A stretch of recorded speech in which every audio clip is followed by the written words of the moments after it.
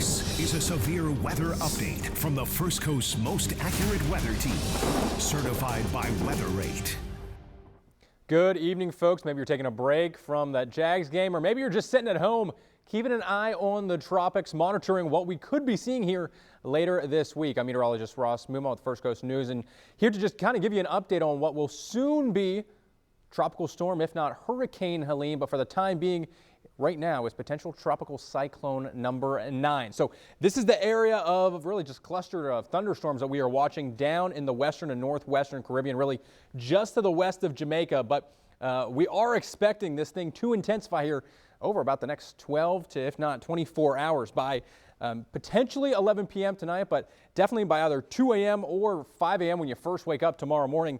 This will become Tropical Storm Helene, and it really will just kind of meander around a little bit until it gets past the Yucatan and western Cuba, really by about Wednesday afternoon. Once it finally moves up into the Gulf of Mexico and takes that right-hand turn, that's when it's not only going to further strengthen, but also really just kind of make a beeline towards Florida's Gulf Coast, and really more so to narrow it down for you towards Florida's Big Bend. So generally between Apalachicola and Cedar Key there in the Big Bend area, that is where we are anticipating landfall potentially as a major hurricane. Right now forecasted to intensify and strengthen into at least a Category 3 storm with 115 mile per hour sustained winds before moving on shore late Thursday afternoon, if not into the evening hours. But this is going to be a very fast-moving storm, which is good news for a lot of folks. It's not going to train over one location for a long period of time like we saw with Debbie, which brought us all those flooding concerns. Once it does start to move northward, it's pretty much going to book it straight up through southern, central, northern Georgia, and then eventually up into the Appalachian Mountains there in northern or in western North Carolina and eastern Tennessee. So here's just another way to look at it. Spaghetti models also, again, pretty much zoning in on that area between Apalachicola and Cedar Key in that Big Bend area of Florida for this storm to make landfall, again, Thursday afternoon and evening. So we do have tropical storm warnings in effect for portions of Cuba and the Yucatan Peninsula, and then also a tropical storm watch for Key West and really the furthest western Florida Keys there for the next couple of days. Here is just kind of showing where the wind radii could potentially be. So you can see anywhere from Tampa to Orlando, even Fort Myers, and then the whole way up towards the First Coast.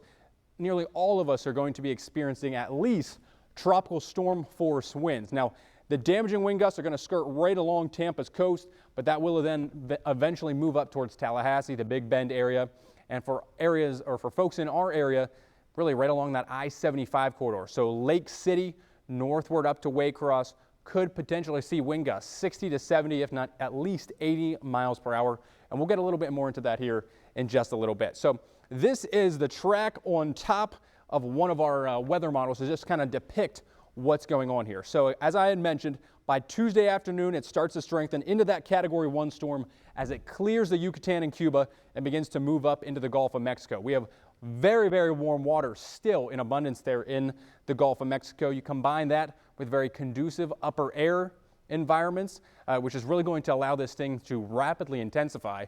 The best news is that, again, it's going to be moving very, very quickly. So the less time over the open, warm ocean waters, the better for a lot of folks. So yes, it is going to continue to strengthen, but if this was a slow mover, man, we could be talking about a Cat 4, Cat 5, which we still potentially could, but the fact that it is moving a little bit quicker means that it's not going to have nearly as much time to strengthen over the next couple of days. Rain-wise, though, we're still going to see a lot of outer bands begin to move towards the First Coast long before the storm ever makes landfall. So Tuesday, you're going to be fine. Lots of sunny skies for you tomorrow. Wednesday, though, we're going to start to see a little bit of an increase in cloud cover as you head throughout the day, primarily higher clouds, and that's going to be those overreaching clouds from what will be Hurricane Helene. Now, late Wednesday evening, we might start to see the first of a few showers begin to stream in onshore here, but really it's going to be early Thursday morning. You start to see these embedded thunderstorms begin to push onshore, some of which could bring an isolated tornado risk, which will really be the main concern for folks early Thursday morning. Then by late Thursday afternoon, continuing into the evening hours, that's when the worst of the rainfall and really just the storm in general begins to not only impact for the First Coast, but also the Big Bend area, Tallahassee, a lot of heavy rain and potentially very, very strong winds. Now, how much rain could we see? I know that's going to be a big deal for a lot of folks, right? We've picked up so much rain through the first half of September. I think Jacksonville's picked up over a foot of rain already. That's about 7 inches above average to date so far in the month. For most of the coastal areas, we're going to be talking about 2 to 4 inches. Now, the further west you go, out towards Lake City, out towards where this will likely make landfall, much more likely to see 4 to nearly 6, 7 inches of rain with locally higher amounts possible where some of those embedded thunderstorms will be. Now, let's talk about the wind here. With Debbie, we really didn't see all that much wind. It was, a little breezy, a little gusty here or there, but they did not close the bridges, and really it was just a flooding and rainfall event. This time, we're certainly going to feel the impacts of the winds. By Wednesday, wind gusts anywhere from 20 to 25. By Thursday afternoon, you can certainly see them starting to pick up. We're looking 30 to 40 mile per hour wind gusts, and they just continue to increase as you head from Thursday afternoon into Thursday evening. A lot of folks anywhere from 50, if not to 60 mile per hour wind gusts across the majority of the first coast, where the eye moves on shore, right near that eye wall. That's where we're going to see those 70 to 80, if not 90 to 100 mile per hour wind gusts moving on shore there. So winds certainly going to be much more of a concern this time around than they were last time with Debbie. But now let's just kind of break it down for you county by county, specifically for Thursday. We've already issued a weather impact alert for the entire day on Thursday, but the worst of it for folks in Jacksonville and Duval County are really going to be between about noon and midnight Thursday night into Friday morning. As I just mentioned, yes, we're going to see rain, but wind gusts 50, maybe 60 miles per hour, and that isolated tornado risk will still be a concern throughout the daytime hours and into your Thursday evening. Now, where the worst of it is likely going to be Baker, Union, Bradford, Columbia counties out towards the Suwannee Valley. The worst is really going to be pretty much from the time the storm makes landfall, which could be shortly after 2 o'clock, really 3, 4 p.m., and then through the remainder of the evening. This is where you're going to see your strongest wind gusts, 80 plus mile per hour wind gusts. We're saying at least 80, again, could potentially be closer to 100, if not even exceeding that. So this forecast will be fluid. It'll change here a little bit over the next couple of days, so we'll be able to fine tune it a little bit. But for the time being, we're saying 80 plus.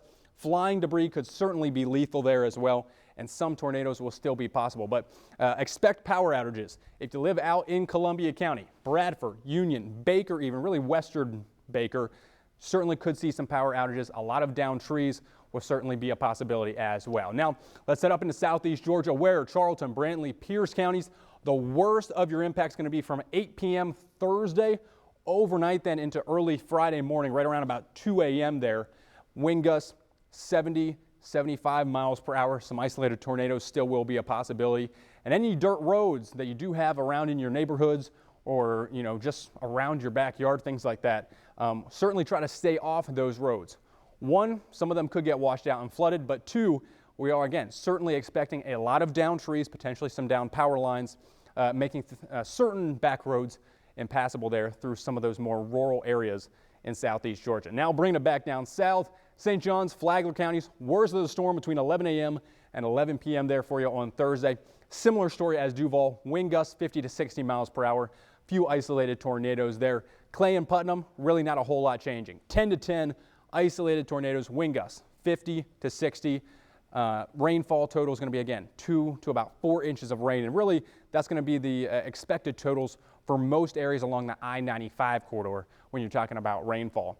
And then our coastal southeast Georgia counties, the only area that might actually see a little bit of some storm surge with those onshore winds. You could see about a 2 to 4 foot storm surge for areas in the Brunswick area all the way down to pretty much northern Fernandina Beach. Could see a little bit of some storm surge. But really, the big story here is going to be the wind threat further west of us as the storm makes landfall. So if you can try to wrap it all up into one here, this is kind of what we're thinking, at least for the time being. As I had mentioned, the forecast is going to change. We're still well over 2 to 3 days away from this. This isn't going to make landfall until Thursday evening. So we're going to have to tweak this here or there a little bit. But for the time being, worst impacts are going to be further west, out towards that I-75 corridor. For Jacksonville, strongest wind gusts will primarily be between about 40 and 60 miles per hour. Lake City will see the strongest and worst of those wind gusts, 80 mile per hour plus. That could be very damaging. Expect power outages in those areas. Rainfall totals 2 to, if not 4, nearly 5 inches of rain. The further west you go, the higher the rainfall totals will generally be, besides a few localized areas that do get some of those stronger thunderstorms and downpours to roll on through. So street flooding will be a minor concern, but we are not expecting tidal basin flooding. We're not expecting ocean waters to surge up the St. Johns River or anything like that and into those estuaries. So that is not a concern. The storm surge threat is very minimum. As I had mentioned, Brunswick and our southeast coastal Georgia counties are the only areas that might see a minimum effect of storm surge. And other than that, we're really just kind of waiting for Helene to kind of get her act together, become a tropical storm likely overnight tonight and into tomorrow morning. And then eventually, once she makes that turn north, it's going to make a beeline towards Florida's Gulf Coast. We'll have more on this coming up on First Coast News at 11 and over the next couple of days. But as I had mentioned at the beginning, I'm meteorologist Ross Mumo. Thanks for tuning in.